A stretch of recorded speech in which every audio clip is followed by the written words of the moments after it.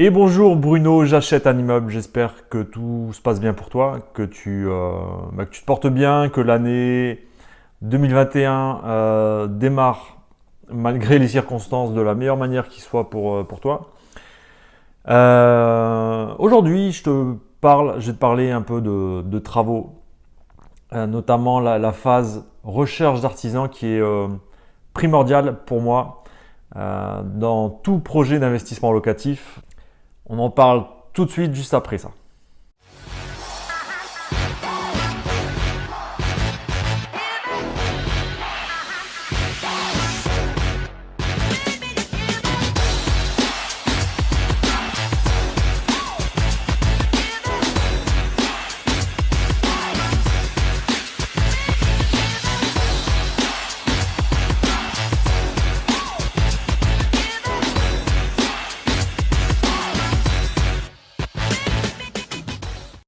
Bon, en tout cas, avant de commencer, pense à t'abonner à la chaîne YouTube, très important, ça va te permettre d'être au courant des prochaines vidéos. Donc tu t'abonnes, tu actives les notifications.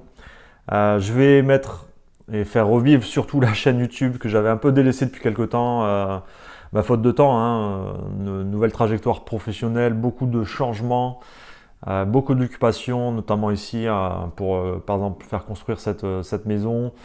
Et, euh, et rénover une dépendance qui est juste à côté. Donc beaucoup de travaux. Bon, tu sais que j'ai toujours l'habitude de mettre la main à la pâte. Mais bon, bref, c'est pas le sujet du jour. Je voulais quand même te parler de travaux. Nouveau projet d'investissement pour moi, donc recherche d'entreprise, etc. Très important. C'est une phase incontournable de tout parcours d'investisseur, les travaux. Et je trouvais que c'était important d'aborder ce sujet aujourd'hui dans cette vidéo. Parce qu'il y a beaucoup de choses à appréhender. Et surtout si c'est ton premier projet d'investissement locatif avec travaux, il y a des étapes vraiment essentielles à ne pas louper dans sa recherche d'entreprise, justement pour sécuriser cette partie travaux qui est source de danger en fait pour tout investisseur qui n'a pas forcément l'habitude de se lancer dans des projets avec rénovation. Donc déjà le premier point qu'on va aborder sur la partie travaux, notamment les entreprises que tu vas faire intervenir, c'est sur la vérification, les différentes vérifications à effectuer sur les entrepreneurs que tu vas démarcher, que tu vas appeler, faire venir sur le chantier pour obtenir des devis. Il y a des choses vraiment essentielles qu'il ne faut pas que tu loupes lorsque tu es dans cette phase de recherche d'entreprise. Le premier point important, vérifier l'existence légale des entreprises. Donc pour ça, c'est très simple. Il suffit juste de taper le nom de l'entreprise, éventuellement de demander le SIRET à l'entrepreneur qui te fait le devis. Et tu vas sur Infogreffe ou Société.com, tu regardes que l'entreprise existe bien, qu'elle soit bien immatriculée au RCS, très important, hein, au moins ça permet de prouver son existence légale et le fait qu'elle soit enregistrée légalement dans les petits cahiers de l'État. Donc très important, vérifie l'existence légale, c'est toujours important effectivement de vérifier ce point, parce qu'au moins ça te permet d'éviter de lâcher un acompte à une entreprise qui n'existerait pas, et là, bye bye la compte, aucun recours possible. Donc voilà, vérifie l'existence légale de cette société. Ensuite, l'autre point que tu vas devoir vérifier, ce sont les assurances. Est-ce que l'entreprise possède des assurances obligatoires dans le cadre de son activité professionnelle? Donc tu vas avoir deux types d'assurances qu'il faut que tu regardes. C'est est-ce qu'elle est assurée au titre de sa responsabilité civile professionnelle. Alors sache qu'en tout cas cette RCP, cette responsabilité civile professionnelle, enfin cette assurance qui couvre cette responsabilité civile professionnelle n'est pas obligatoire. Une petite nuance que je voulais apporter, cette RCP n'est pas obligatoire, contrairement à la décennale, hein. Donc il faut bien comprendre qu'il y a deux assurances possibles. Une RCP, donc responsabilité civile professionnelle, qui va couvrir en fait l'activité, le quotidien des entrepreneurs, et qui va couvrir, je sais pas, l'entrepreneur fait marche arrière dans ta voiture ou va casser le carreau du voisin, ben, ça couvre en fait l'entreprise et la responsabilité de l'entreprise dans le cadre de l'exercice de son activité. Donc cette assurance n'est pas obligatoire, mais elle est fortement conseillée. Donc moi je conseille vraiment de vérifier que l'entrepreneur l'a. Ça permet d'être couvert et d'éviter d'avoir des problèmes d'assurance et de responsabilité qui pourraient survenir.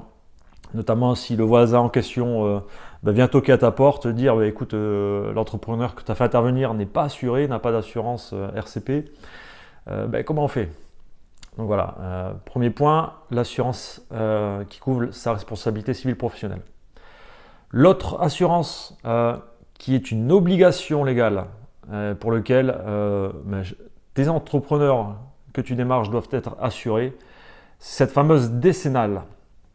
Voilà, c'est le point le plus important, je dirais, lorsque tu vas démarcher des entreprises et que tu vas vouloir les faire intervenir sur un chantier, c'est de bien vérifier que ces entreprises aient toutes souscrites une assurance qui vient couvrir leur responsabilité décennale.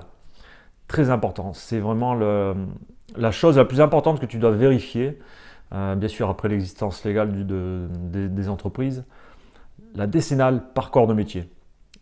Tu fais appel à une entreprise tout corps d'État, eh bien, vérifie bien que cette entreprise ait une décennale pour les différents corps de métier pour lesquels elle va intervenir sur le chantier. Très important, hein. Par exemple, tu as une rénovation complète où tu dois refaire l'électricité, la plâtrerie, la plomberie, les menuiseries, il va falloir vérifier que l'entreprise est assurée à ce titre.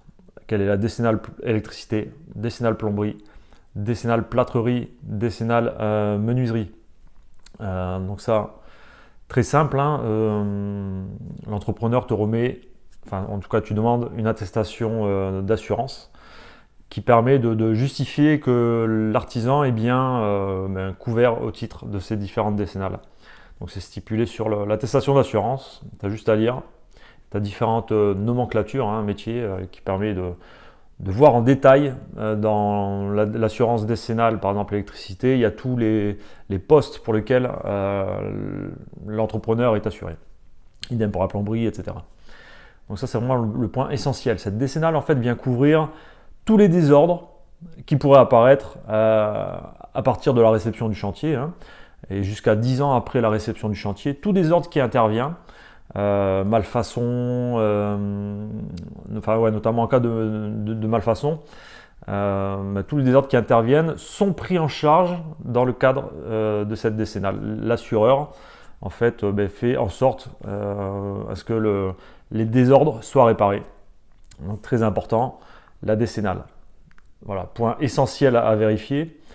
D'autant plus qu'en cas de revente du bien immobilier que tu auras rénové, le notaire va demander les factures des travaux et les décennales par entreprise, puisque cette décennale est cessible et transmissible à chaque futur propriétaire dans les 10 ans après la réception du chantier. Donc point important, vérifie bien ces fameuses décennales.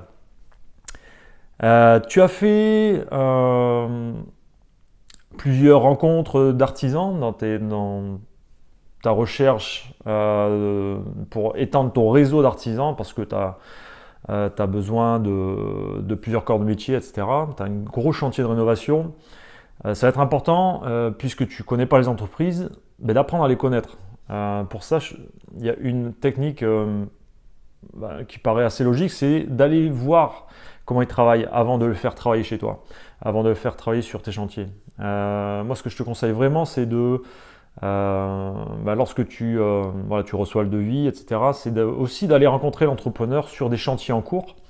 Ça va vraiment te permettre de faire connaissance avec l'entreprise, les artisans en question, de voir comment ils travaillent, de voir la propreté du chantier, de voir comment il organise son chantier, est-ce que les finitions sont correctes, est-ce que c'est le gros bordel sur le chantier et ça traîne partout, les ouvriers ils sont en train de boire des binous partout.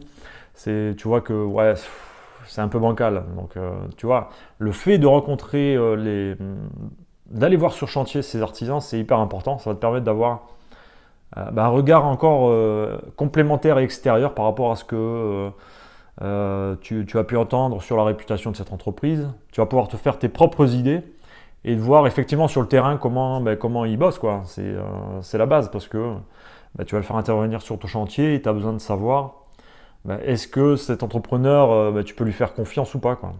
Donc le moyen de le connaître, c'est ça, d'aller le rencontrer sur chantier. Ça va te permettre de voir comment il travaille.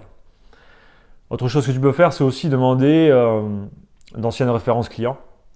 Tu en demandes une ou deux, hein, et tu passes un petit coup de téléphone aux anciens clients, leur demander comment ça s'est passé, est-ce qu'il y a eu des gros retards, est-ce qu'il y a eu des plus-values qui ont été mises après coup, hein, parce que bon, on n'est jamais à l'abri de mauvaises surprises sur chantier, surtout en rénovation, hein.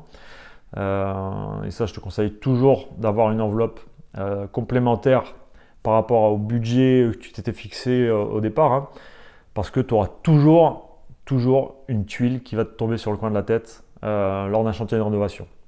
Donc prévois 10% hein, de marge, ce qu'on conseille en général de prévoir ces fameux 10% de marge sur la partie travaux pour tout ce qui est imprévu. Au pire, tu fais débloquer un peu plus au niveau de la banque, tu prévois un peu plus sur l'emprunt initial, hein, et puis ce que tu n'utilises pas, mais tant mieux. Ta mensualité sera baissée d'autant par rapport à ce que tu n'as pas utilisé. Donc très important, hein, toujours prévoir cette marge de sécurité. Voilà, c'est pas la thématique du truc, on revient sur les artisans. Voilà, c'était vraiment mes conseils pour, on va dire, checker une entreprise ou des entreprises que tu aurais démarchées pour la première fois. Vérifie l'existence légale, vérifie bien les assurances et surtout cette fameuse décennale par corps de métier. Et ensuite, va sur un chantier en cours pour voir la qualité de leur travail, l'organisation du chantier, etc. afin d'un peu cerner leurs compétences techniques. Très important. Voilà, ce sont vraiment 3 conseils que je te donne sur les vérifications d'entreprise.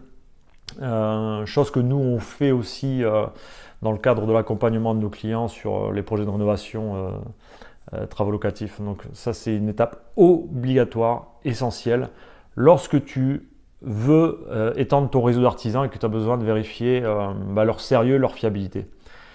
Il y a encore pas mal de petits points que tu peux quand même regarder. Bien sûr, l'e-réputation, hein, faire un tour sur Internet, voir les avis sur Google, page jaune, etc. Histoire d'avoir quelques petits retours supplémentaires. Bien sûr, on sait pertinemment qu'on trouve souvent le moins bien sur Internet. C'est plus facile de lâcher un avis à 1 étoile que 5 étoiles hein, sur les différents supports. Mais bon, ça peut permettre d'avoir certains retours. Et si tu vois que le mec il a déjà 100 commentaires, mauvais commentaires sur page jaune Google, bon, méfiance. Hein. Voilà, le tout c'est vraiment d'essayer de cerner le sérieux et la fiabilité d'une entreprise par ces différents moyens.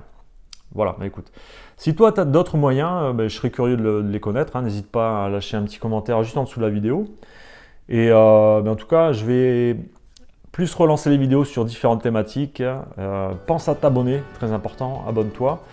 Et écoute, je te dis bon courage dans tes projets de rénovation. Si tu as besoin d'ailleurs à ce propos d'aide, que tu es à distance, tu n'as pas le temps, tu n'as pas le réseau d'artisans, n'hésite pas à me contacter directement, il n'y a pas de souci. Je peux t'accompagner sur toute la France, hein, grâce à Travaux Locatifs, il n'y a pas de problème. On a des conseillers qui couvrent l'ensemble du territoire. Chacun de ces conseillers ont leur propre réseau d'artisans historique, hein, avec lequel ils ont l'habitude de travailler. Donc, on peut t'accompagner sur ton projet de rénovation, donc n'hésite pas, hein, je serai ravi de pouvoir t'aiguiller vers la personne la plus compétente. Mais écoute, je te dis à très vite dans une prochaine vidéo. Salut!